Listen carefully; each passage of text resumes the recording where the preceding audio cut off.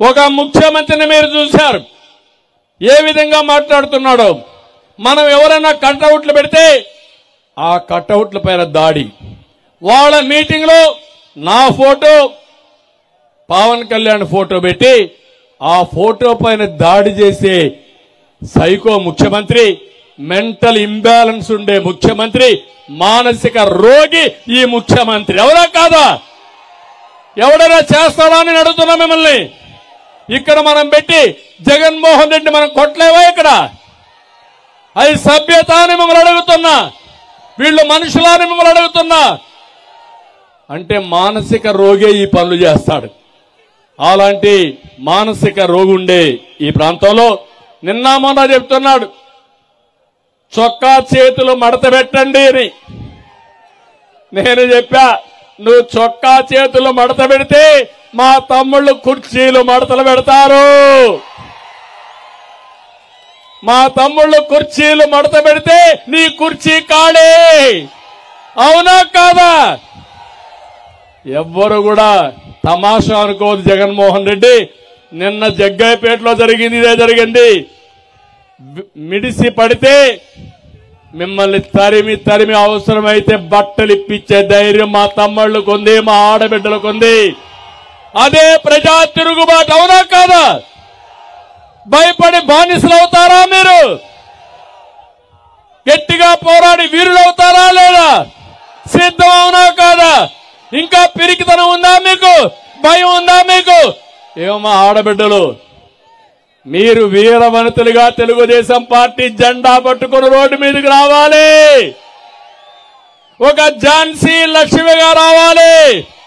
రాణి రుద్రమదేవిగా తయారు కావాలి. సిద్ధమని అడుగుతున్నా మా ఆడబిడ్డల్ని. అప్పుడే రాష్ట్రాన్ని కాపాడుకుంటారు, మీ పిల్లల భవిష్యత్తు కాపాడుకుంటారు.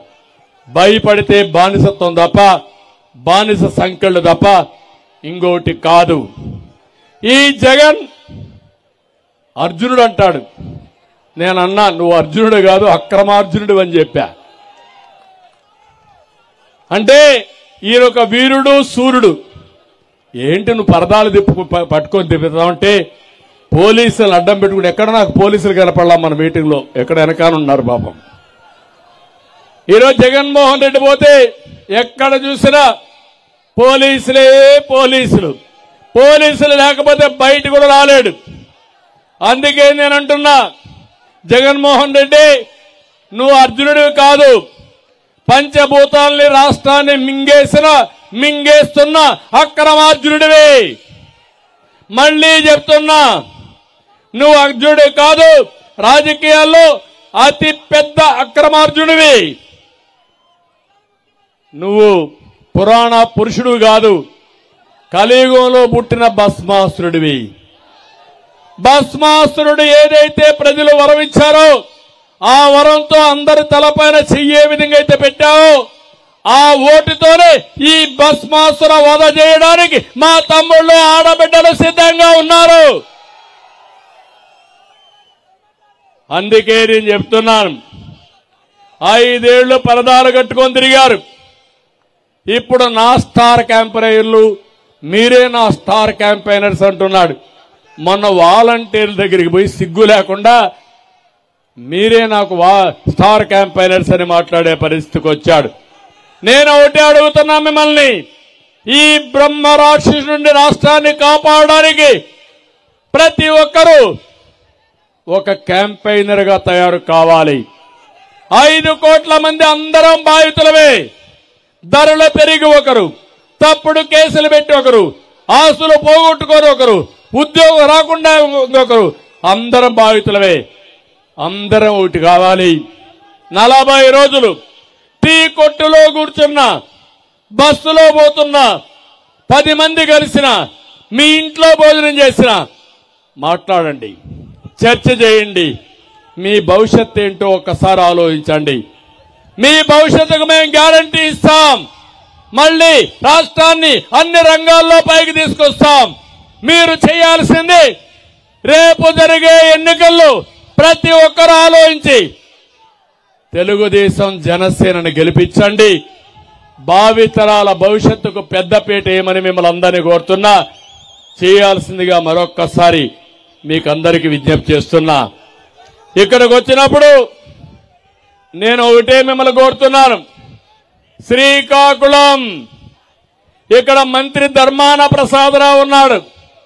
ప్రసాదంలో శ్రీకాకుళాన్ని ఆరగిస్తున్నాడు. ఎప్పుడో వైఎస్ఆర్ కాంగ్రెస్ పీరియడ్ లో ప్రారంభించాడు అవినీతి, ఇంకా కొనసాగుతానే ఉంది.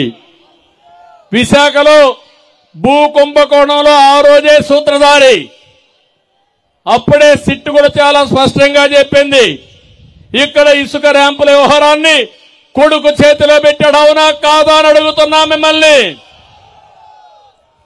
ఇంకో పక్కన అక్రమ సొమ్ముతో తాండాం సమీపంలో సావిత్రిపురంలో 67 ఎకరాల భారీ లేఅవుట్లు వేశాడు. అందులో 23 ఎకరాల ప్రభుత్వ భూమి. అవునా కాదా అని మిమ్మల్ని అడుగుతున్నా. ఈ భూమి ప్రభుత్వం తీసుకోవాలా లేదా అని అడుగుతున్నా. ఎన్ని వేల కోట్లు తిన్నా ఈయనకు అది కూడా చాలడంలా ఇప్పుడు చివరికి సెంటు పట్టాల్లో కూడా అవినీతికి పాల్పడే పరిస్థితికి వచ్చాడు. పాత్రుని వలసలో ప్రభుత్వ భూమిని బినామీ పేర్లతో రాయించుకుని తిరిగి ఆ భూముల్ని ప్రభుత్వానికి అప్పగించి కోట్ల రూపాయలు కాజేసిన గనుడు ఇక్కడ మంత్రి ఎమ్మెల్యే. ఇప్పుడే మన నాయకులు చెప్పారు, ఈ ఎమ్మెల్యే అక్కడ స్పీకర్ ఉన్నాడు. ఇద్దరికి 10 కిలోమీటర్ల రోడ్డు ఉంది. అదే శ్రీకాకుళం ఆముదాల వలస రోడ్డు. ఏం తమ్ముళ్ళు గుంతల అవునా కాదని అడుగుతున్నా. ఎంతమంది చనిపోయారు అడుగుతున్నా. 27 మంది చనిపోయారు. అవునా కాదని అడుగుతున్నా. నడువులు ఇరిగిపోయినాయి. అవునా కాదని అడుగుతున్నా. అంటే మీకు సంపాదన పైనుండే శ్రద్ధ రోడ్ల పైన లేదు. అది మీరు చేసే పని. ఇంకో పక్కన టెక్కల్లో ఉన్నాడు ఎమ్మెల్యే దువ్వాడ. అరాచకానికి కేర్ ఆఫ్. ఆయన అసెంబ్లీలో ఉండడానికి అర్హత లేని వ్యక్తి. తిట్లు, బూతులు, దాడులు, అరాచకం ఇదే ఆయన పని. అందుకే ఆయనకి ఎమ్మెల్సీ ఇచ్చారు. వ్యాపారం నుండి కమిషన్ రాకపోతే వివాదాలు సృష్టిస్తాడు. పోర్టులో ఉద్యోగాలు ఇప్పిస్తానని కమిషన్లు బొక్కేస్తాడు. కడాని ఈ ముఖ్యమంత్రి చెప్పాడు, నువ్వు పనికిరావు, నీకంటే నీ భార్య బెటరు, నీ భార్యకి సీట్ ఇస్తున్నాను పొమ్మన్నాడు. ఇప్పుడు వాళ్ళు అనుకుంటున్నారు ఇన్ని అరాచకాలు చేసి ఇప్పుడు అచ్చెన్నాయుడిని ఓడిస్తారంట. ఓడిస్తారా? పగటి కళ, నీ కళ పగటి కళగా మిగిలిపోతుంది.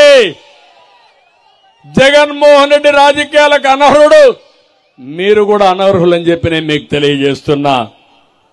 ఇంకో పక్కన మీరు చూస్తే ఆముదాల వలస పాపం తమ్మినేని డమాస్ ఎమ్మెల్యే ప్రజల కర్మ కొద్దీ చాలా రోజుల తర్వాత గెలిచాడు, స్పీకర్ అయ్యాడు.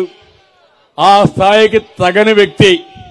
ఎక్కడ పెరిగాడో ఎట్లా పెరిగాడో మీకే తెలుసు. అన్ని నేను చెప్పక్కర్లేదు. ఎవరు కాపాడారో కూడా మీకు తెలుసు. అక్రమార్జన కోసం జనంపైకి కొడుకుని భార్యను వదిలిపెట్టాడు. భార్యకు బంగారు కానుకగా ఇస్తేనే నియోజకవర్గంలో పన్నులు, అనుమతులు, ప్రారంభోత్సవాలు. అవునా కాదా?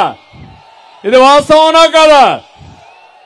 ఇంకో పక్క నాగావళి వంశధార తీర ప్రాంతాల నుండి వెళ్లే ఇసుక లారీకి ఎంత తమ్ముళ్ళు రేటు? 3,000, 4,000, 6,000. నాకంటే బాగా రేట్లు మీకే తెలుసు, ఎందుకంటే ఎవ్రీడే మీరు చూస్తున్నారు. ఇంకొక పక్క ఆయన కాలేజీ కోసం 4 ప్రైవేట్ జూనియర్ కాలేజీని, డిగ్రీ కాలేజీని మూయించేశాడు. అవునా కాదా? ఆముదాల వలసలో 4 కోట్ల విలువైన 20 సెంట్ల భూమిని బెదిరించి లాక్కున్నాడు. పాపం కోన రవికుమార్ కేకలేస్తున్నాడు, పోరాడుతున్నాడు. కేసులు పెట్టి ఆయన వేధిస్తున్నారు. రోజు వస్తుంది, మిమ్మల్ని వదిలిపెట్టాం, తప్పకుండా చేసిన నేరాలన్నింటికి శిక్ష తప్పదని మరొకసారి మీ అందరికీ తెలియజేస్తున్నా. పలాస అప్పల రాజు తప్పుల రాజు నియోజకవర్గం అడ్డంగా మింగేస్తున్నాడు. మళ్లీ ఎమ్మెల్యే కాలేమని తెలిసిపోయింది. వన్ టైం ఎమ్మెల్యే, ఇదే మొదటిసారి, ఇదే చివరిసారి. అందుకే మీరు చూస్తే ఎక్కడ ఏది దొరికినా మింగేస్తున్నాడు. ప్రకృతి సంపదన నెమలి కొండ, సూది కొండ, నల్ల బొడ్డూరు కొండలను తవ్వేశాడు. ఇంకొకసారి అధికారం వస్తే పలాసలో కొండలే కనపడవు. అన్ని కొండల్ని మింగేస్తున్నటువంటి ఆనకొండ ఈ తప్పుల రాజు అని చెప్పి కూడా మీకు తెలియజేస్తున్నా.